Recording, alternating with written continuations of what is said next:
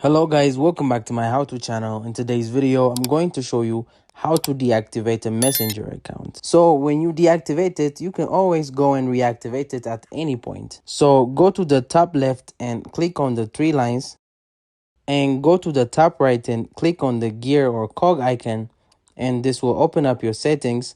Scroll to the bottom until you see account center, and click on see more in account center. In account settings, you need to go and click on personal details like so, then come down personal details, and you will see the option account ownership and control.